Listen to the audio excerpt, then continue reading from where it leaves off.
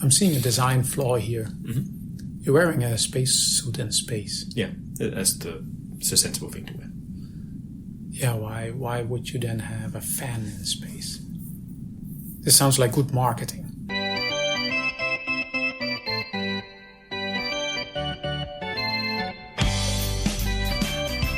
Hello. This is the 267th Test from the Future, an experimental podcast from the year 2226, which we are sending from our present to yours.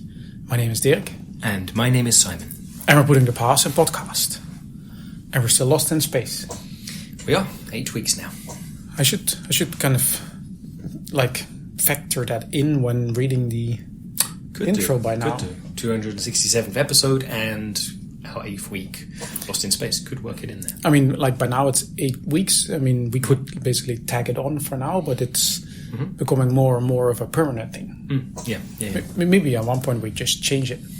Wait, so you mean drop the 267th part and just go directly to the number of weeks we've been in space? Or just not saying from the 23rd century, but saying from... Actually, am I saying 23rd century? Don't actually recall. It's like, unfortunately, you say the same thing each episode. It kind of, on one hand, I recognize it, and on the other hand, the words themselves kind of blur together. I'm not actually saying 23rd century. I'm saying the year, right? Yeah, correct. So, or we change the name of the podcast. Test from the 8th week in space. But then space every from episode... the future. Okay, yeah. Space from... No. Test from space? Test from the space future. This is getting better. I think this is possibly unnecessary. Yes. Because we're totally going to be back home next week. It's also true. Yeah. But at the moment we're still lost. Yes. Okay, just to clarify that. For first-time listeners, we're lost in space. For regular listeners, we're also still lost in space. Mm-hmm. Yes. Today we're talking about space gadgets. Mm-hmm. Just get that out That's our topic for today, for this week. But we also visited a pretty weird planet this week. Mm-hmm. Well, and it makes sense to talk about that too, I think. Even though we have our established topic, we've done a bunch of preparation, which we'll come to in a moment. We are also lost in space, and sure, our listeners may also like to hear about this planet that we visited. What went on. And we've had weeks where we actually didn't go to any kind of solar system. We passed by a few this week, and the planet that we ended up calling Doctor, that was potentially the weirdest we've seen so far, maybe? Definitely the effect it had on us people who went down there. Mm-hmm. It was really bizarre. I'm trying to think of the easiest way to explain it. So, normally, for us on Earth, and also our listeners, I think 200 years ago, if a body part of yours falls off, that's pretty bad news. Yeah. Hand falls off, leg falls off. Even if it didn't hurt, it's probably going to hurt. But even if it didn't hurt, you'd be like, oh, dang. Yeah, I still needed that. Yeah, exactly. I was using that. But on Doctor, it wasn't a problem at all. So at first it was very concerning. Went down there, arms started falling off, legs, hands, whatever. It was a bit concerning, But then we found, but we can still control them. Yeah. So like my leg laying over there, I can still like kick around with it, My hand over here, I can still walk around like a thing from the Addams Family, all that good stuff. So it's still very concerning, still took a bit of practice to get used to controlling, your body parts when they're not actually attached to your body. Mm-hmm. But also really cool after a while. Exactly, and also after a while where we figured out they don't have to stay on the ground either. No. So they could stay in air. Yep. So you had basically your body parts floating around you, roughly where they were usually. It was really fun for a while. I popped out both my eyes and put them up above and behind me a little bit. Yeah, that was creepy. And for other people, and for me, it was really strange because it was literally an out-of-body experience. I was seeing myself, basically like playing a computer game, third-person perspective, seeing myself, like controlling myself, being myself, but seeing it from behind my own head. Yeah. Seeing the back of my head, for that matter. Yeah, it was like, when we got down there first, it was like, how you were saying, quite concerning. Mm-hmm. But very quickly you realize, hold on, I'm fine. At least I feel fine. And also I still feel everything. Yeah, right. You don't lose sensation in your parts that are separate. And the thing is, if you then want to scratch your nose or so, your hand was still scratching your nose. It just was not connected to your arm anymore. Yeah. And then the moment we figured that one out, it was like, okay, still slightly concerning and still slightly creepy, but then also enjoyable. Yeah, it was fun to have also then to play games. So your leg pops off, someone else's leg pops off. How about you swap legs for a bit? And then but my legs are on your body, for example, but I'm still controlling that leg, and vice versa. So then it was fun to play some co-op games, see how can we get into teams, so people get into pairs. And basically try and make an obstacle, get across an obstacle course, but each team member's controlling the other team member's body. Really a team effort. Yeah, exactly. Quite a lot of coordination, especially when you had not 2 legs from one person on one, but just one from 2 separate people. You know what I mean? Yeah. It did require coordination. A little bit like rowing. You need to coordinate your movements. Yeah. I specifically enjoyed running because you can make much wider strides. Right, because your legs can not actually get longer, but effectively get longer. Exactly, they cover more distance. Yeah, and especially if you something that you could practice is you swing your body. You could even kind of propel your legs forward. So you were really swinging, making long steps. That was pretty cool. Also swinging through the trees. I mean, this is a bit more speculative since, unfortunately, on Doctor there were no trees. No. That was tricky, or at least not the type of trees I'm thinking of. The ones where they've got all the branches above you. That would have been cool. Exactly, to swing like a gorilla or some other great ape, using your effectively long arms. Yeah. There were those weird, kind of straight stone structures, but they didn't have anything that you could grab on. Right, no. Yeah. What the purpose was of all of that, I couldn't say. That was part of the mystery, yeah. So we visited, we found all these cool things we could do, as we've talked about briefly here. But exactly, there was no explanation. It's not like there was a nice sign up saying, hey, this is this place where this goes on. Exactly, these are the instructions. This is how it works. This is what you use it for. Yeah. I mean, everyone was very careful before leaving the planet to put themselves back together because no one wanted to find out what happens if you don't. Yeah, just in case. Yeah, that's true. And also the effect wore off then, of course. When we got back to once we left even just the atmosphere, we could no longer, we were on the ship, people were trying, hey, can I pull my arm off? No, yes, actually. Pull my arm, pull my finger. Exactly. Yeah. Anyway, that was, maybe the weirdest, but definitely in the top 5 of weirdest places we've been so far.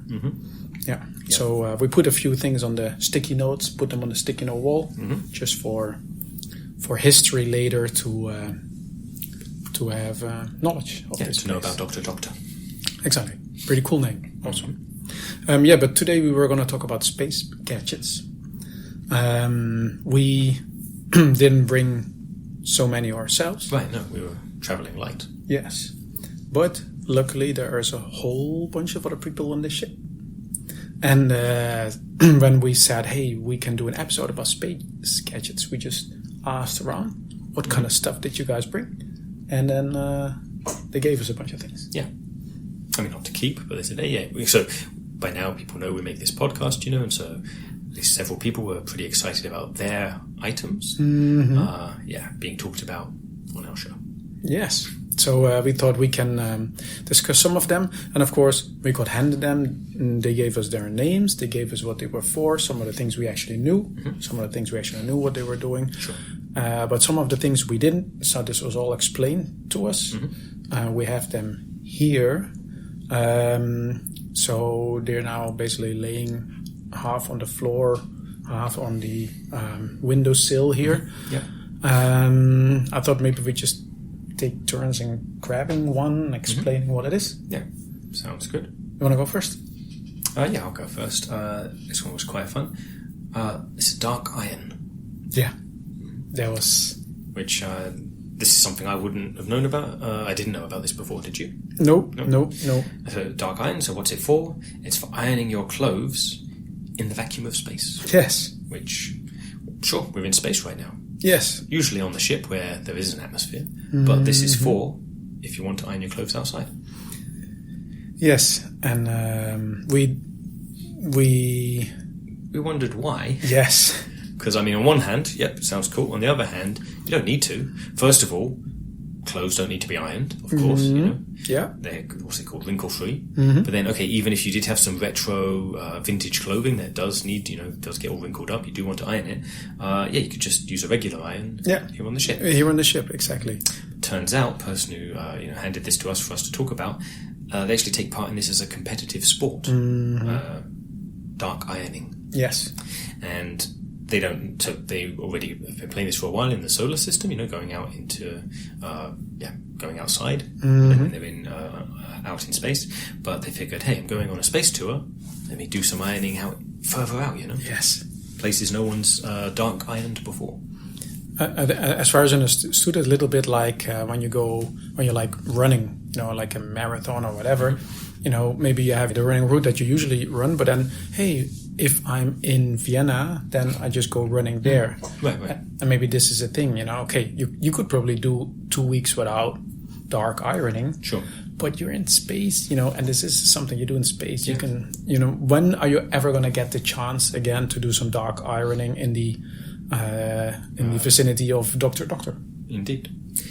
And the other aspect of it is, by now, like everything we mentioned, where it's like, why would you do that for just 2 weeks?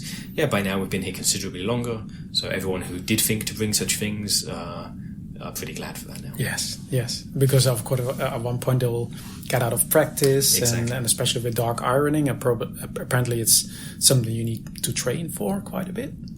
Yep. The dark iron itself is super dense. Yeah. Made of dark matter after all, so. And the woman was pretty muscular. Muscular. Muscular. Yeah. Muscular. Yeah. Needs to be. To sport that requires that kind of strength. Apparently. For me, I had I wanted to point out this thing. Yes. So this is what they were called the vacuum pliers. I can put them down here. Yep.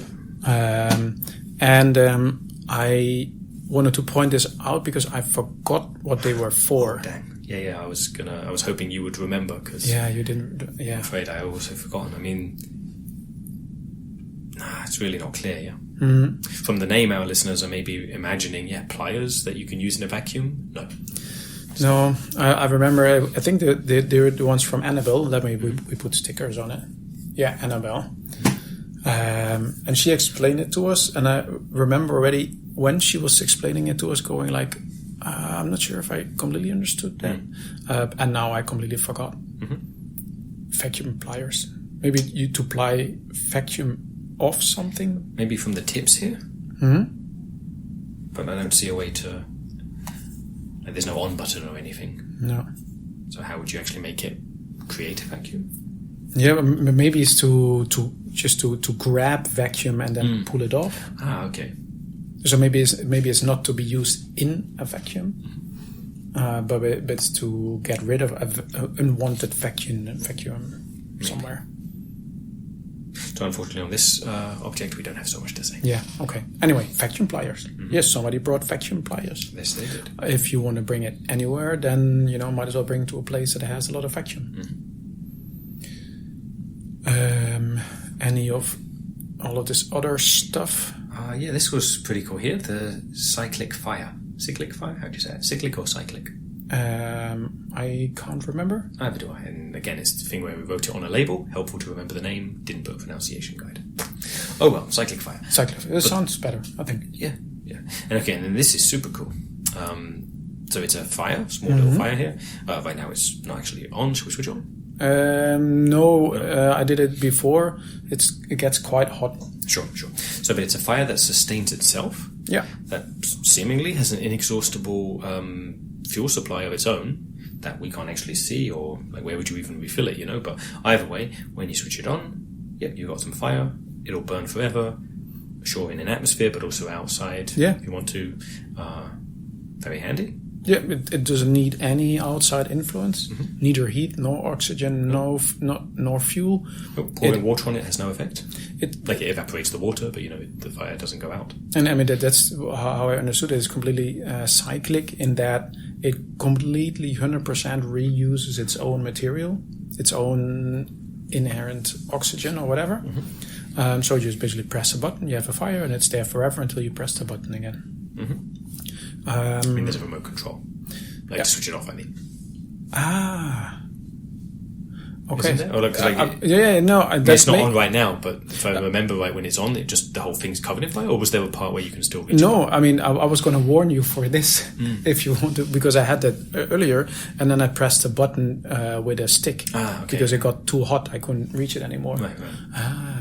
Yeah, I'm saying this on my control. I don't see one, to be fair. So maybe we just weren't given one. Right. No, but what you're saying makes more sense. But that's pretty cool. But it is actual fire, so not like an animation or or like some tissue paper with an orange light shining on it. Yeah, exactly, or a hologram or whatever. Yeah, so it's actually actual fire, which also they were saying not to use it close to, for example, your bubble condo or in it for that matter. Sure. Yeah, Cyclic Fire. The other thing that I thought was interesting was the Castagnettes, which I also have to admit, now that I'm mentioning them, that I forgot what they were for. Right. I should have prepared better. I just picked the things that I don't know what they're for. I mean, these. So to describe, we can describe them for our listeners. Hard plastic discs. Yeah. What's that, about like 6-7 centimeters in diameter? Little gummy band holding it together. Yeah. Like the two discs. Yeah. I guess almost like a hinge, so you can. I remember now. You have to hold them and then put them against each other. Really. Okay. Yeah. Like make them hit each other. Okay. It's like they were showing them. Actually, now I remember they. You're gonna give it a go? No. They gave me instructions. Okay. I should have them here somewhere on my lens. No, I don't have them anymore. Oh well. I have the idea that my lens isn't syncing here. Sure, no. Anyway, you have to put them together like this. Yeah, so our listeners cannot hear that, but I see what you're doing. You're basically clapping it. I think I can do that. One-handed clapping, like this. It's the sound of one hand clapping. But sure, when you use the Castagnettes, it'll be a bit louder. Yeah, exactly. Okay, cool. We've got that sorted out. That's what you use them for. Yeah, making clacky noises. Right. If you want to, if for example you were trying to clap one-handed, it was. So this is me. Relatively loud. When you tried, it was a bit quiet. So maybe these are a way of amplifying a one-handed clap. Yeah. Okay. Yeah. We've got a couple more, 3 more items. I think we've got here. Should we talk about? Yeah. Let's do all of them. Okay. Then that one. This one was cool. Or is cool. So zero gravity propellers. Oh yeah. It's real nice.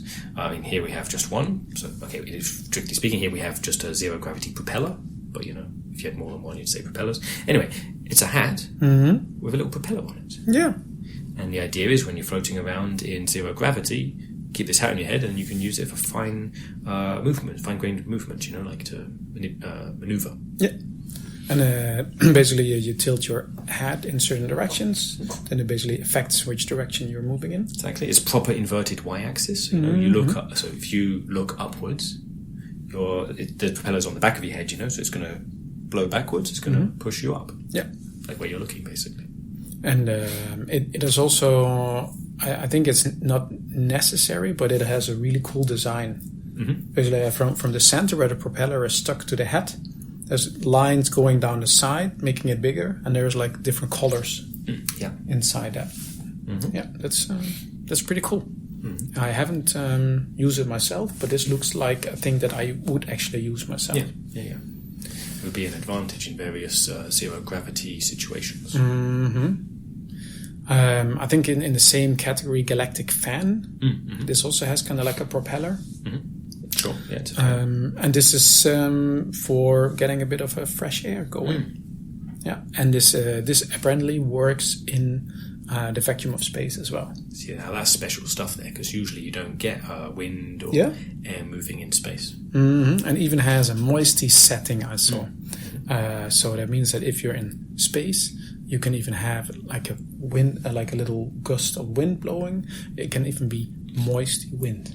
Okay. I'm guessing that's what the moisty setting is probably for. Yeah. And I guess, so there isn't air in space, but when it outputs its own moisture, so water droplets basically, or liquid of some kind, and then pushes that through space. If you were out there and I guess not wearing a spacesuit, you would feel it on your skin.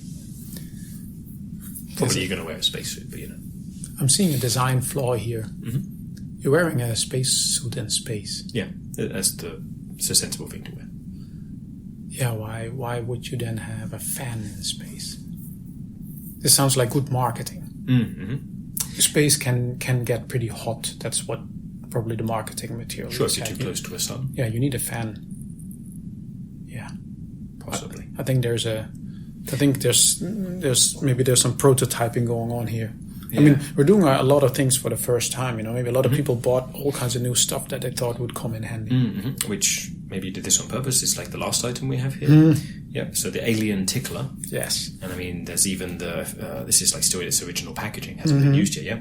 So on the box it says, okay, I'm going to summarize this. So basically it says to shoo off crazy aliens that you may encounter. Mm-hmm. Which, I mean, I guess that's not impossible. We have actually. Last week met some brand new aliens. Yeah, we did. We had no need to shoo them away. Nope.